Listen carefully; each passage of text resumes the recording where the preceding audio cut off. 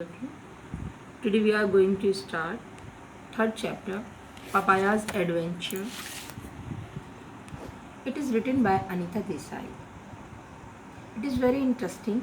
As you know, papaya is a fruit name, but in this chapter, it is a name of a baby cat who lived in Neera and Nireen house.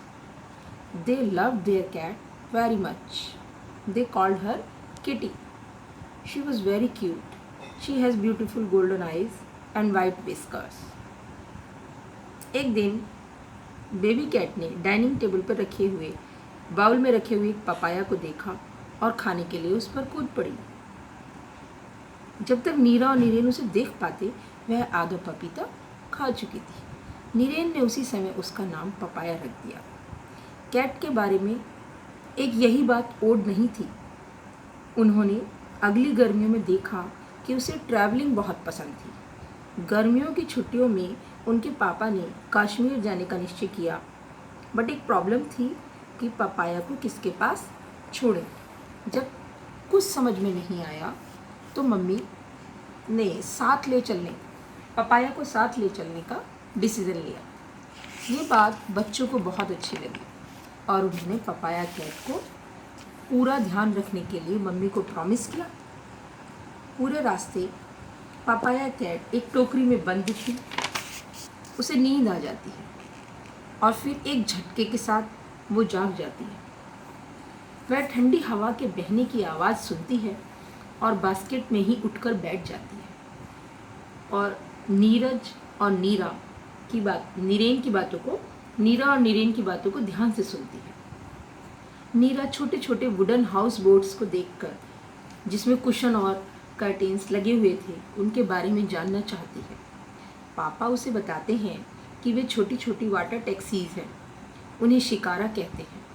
तभी नीरेन कहता है, wow, कोई फूल लेकर जा रहा है तो कोई सब्जी। इतने में नीरा बेचैन होकर पूछती है और अपनी हाउस बोट के बारे में पूछने लग जाती है।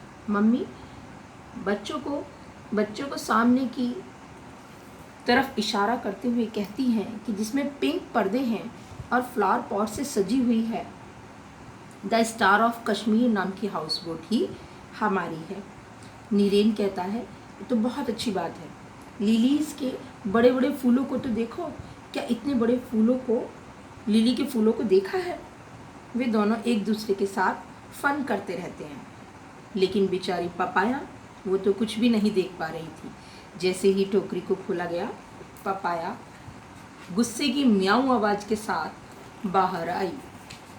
नीरा ने उसे अपने हाथों में उठा लिया, पर मम्मी ने बताया कि इसको घूमने के लिए नीचे छोड़ दो। हाउस बोट को देखकर ऐसा लग रहा था जैसे उसे देखने के लिए ही हम यहाँ आए हैं।